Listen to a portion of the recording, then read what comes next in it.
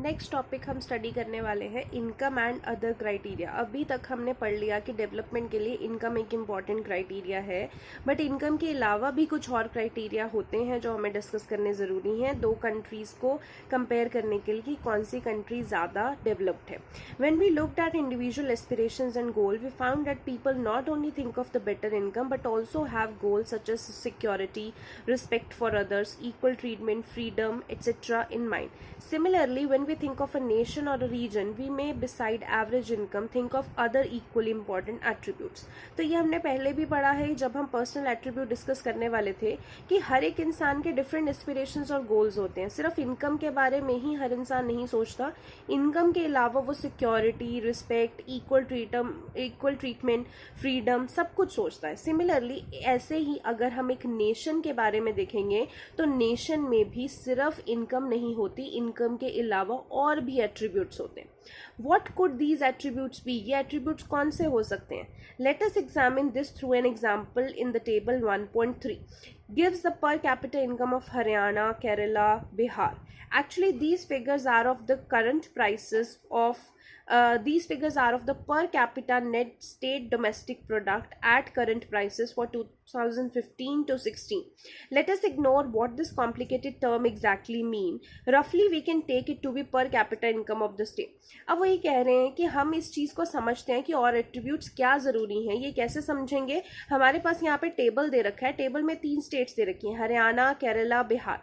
अब यहाँ पे जो ये टेबल है ये बेसिकली उनकी capital net state domestic product, इनकी करंट प्राइसेस के बारे में ये टेबल है। बट वो कह रहे हैं कि इसको इतना कॉम्प्लिकेटेड टर्म को नहीं भी समझ में आता, आप ये मान के चलो कि ये इन स्टेट्स की पर कैपिटा इनकम है, ठीक है। इसीलिए यहाँ पे लिखा है per capita income for 2015 to 16, ये रुपीस की फॉर्म में लिखी हुई है। We find that of the three, Haryana has the highest per capita income and Bihar is the bottom. हम इन तीनों में देख सकते हैं कि सबसे ज़्यादा इनकम किसकी है? हरियाणा की, और सबसे ज़्यादा लो इनकम किसकी है? बिहार की। This means that on an average, a person in Haryana earned rupees 1,62,134 in 1 year, whereas on an average, a person in Bihar earned only around rupees 31,454. तो हमें यही समझ में आता ना, पर कैपिटल मतलब एक साल में हरियाणा के जो एक एवरेज इंसान है उसने इतना पैसा कमाया होगा, और बिहार का जो एवरेज इंसान है उसने सिर्फ इतना ही 31,000 समथिंग कमाया। So if per capital income were to be used as a measure of development, Haryana will be considered as the most developed and Bihar will be the least developed state. तो अगर सिर्फ पर कैपिटल इनकम के basis पे सोचा जाता तो हरियाणा सबसे ज्यादा डेवलप्ड वाली स्टेट होती और बिहार तो सबसे लीस्ट डेवलप्ड स्टेट होती। Now let us look at certain other data pertaining to these states. अब हमने हरियाणा और बिहार का पढ़ा, केरला का पढ़ा, इनके बेसिस पे यानी कि सिर्फ पर कैपिटा के बेसिस पे हमने ये डिसाइड कर लिया कि हरियाणा सबसे ज्यादा डेवलप्ड और बिहार सबसे कम। अब एक और टेबल देखते हैं, उसके बेसिस पे देखते हैं कि क्या है। Some comparative data on Haryana, Kerala and Bihar. अब यहाँ पे आपको 3 स्टेट्स दे रखी हैं। यहाँ पे पहला डाटा दे रखा है इन्फैंट मोर्टेलिटी रेट पर 1000 लाइव बर्थ्स। मतलब ये जो भी ये डेफिनेशंस मैं आपको समझा देती हूँ। यहाँ पे लिटरेसी रेट का दे रखा है, यहाँ पे नेट अटेंडेंस। तो पहले तो डेफिनेशंस पढ़ लेते हैं कि ये क्या चीज़ें हैं।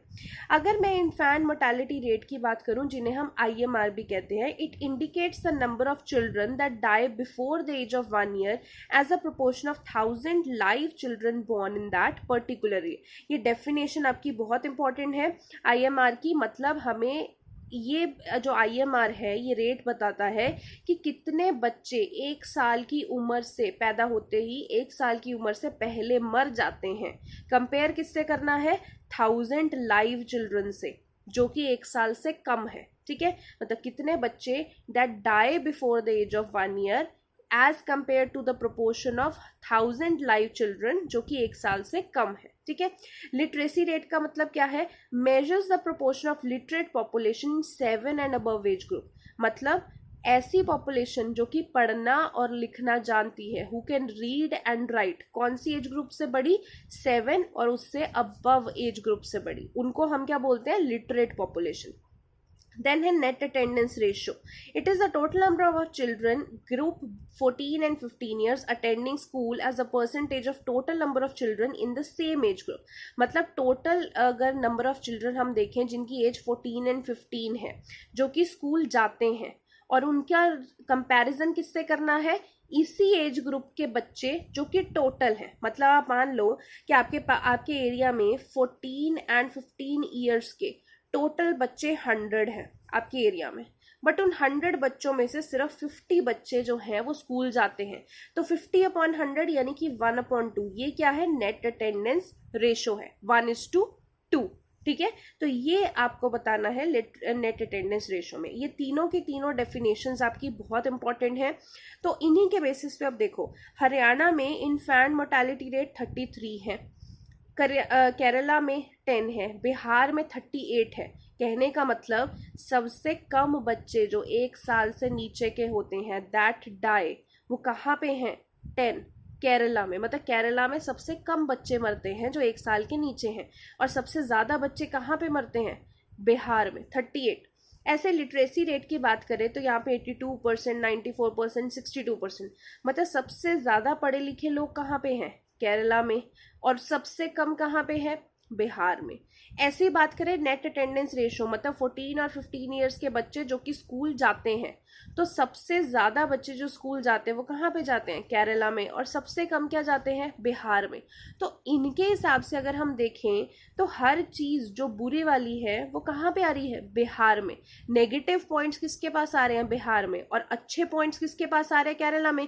क्योंकि केरला में सबसे कम बच्चे मरते हैं 1 साल से नीचे, सबसे ज्यादा पढ़े लिखे लोग केरला में हैं, सबसे ज्यादा 14 एंड 15 ईयर्स के एज ग्रुप के वाले बच्चे जो स्कूल जाते हैं वो भी केरला में है।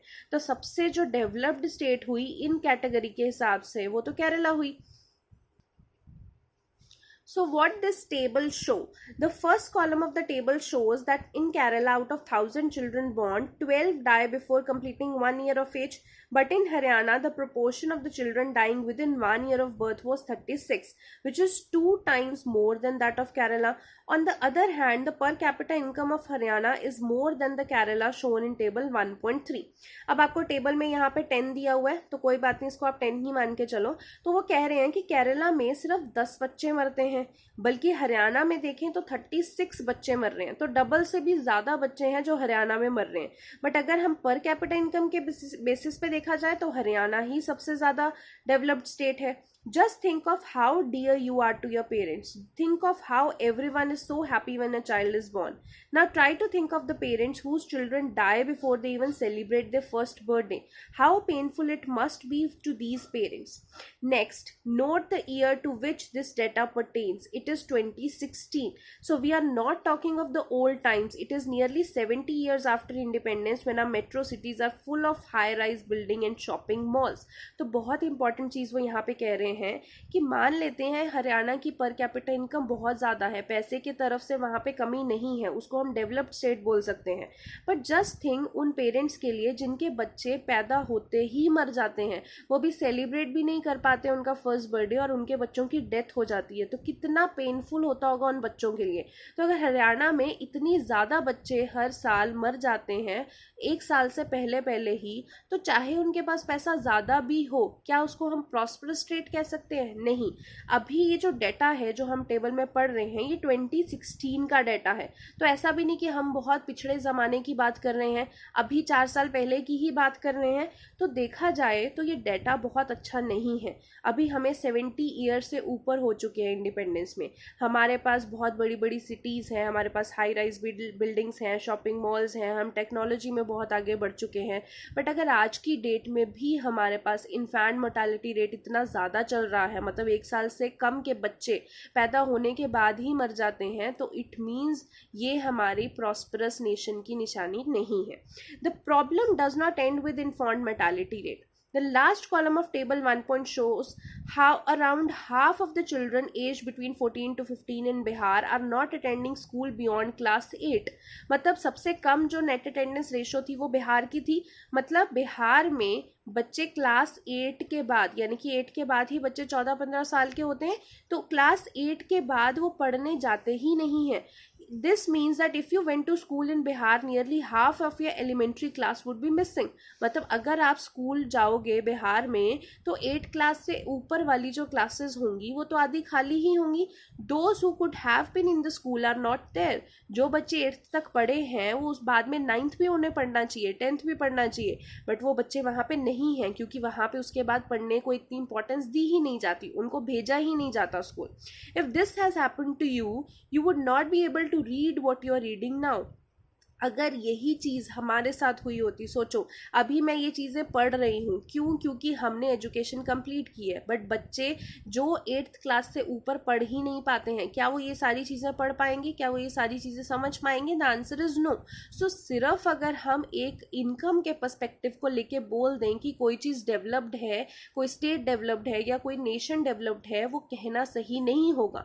इनकम के अलावा भी हमने देखा कि हमें नेट अटेंडेंस रेशो चाहिए, हमें इन्फेंट मोर्टेलिटी रेशो चाहिए, हमें लिटरेसी रेट चाहिए. ये चीज़ें भी देखनी पड़ेंगी किसी स्टेट या किसी नेशन को डेवलप्ड बोलने के लिए. ठीक है. Next topic is your health public facilities. ये हम नेक्स्ट लेक्चर में करेंगे. इस लेक्चर के लिए इतना ही. Thank you.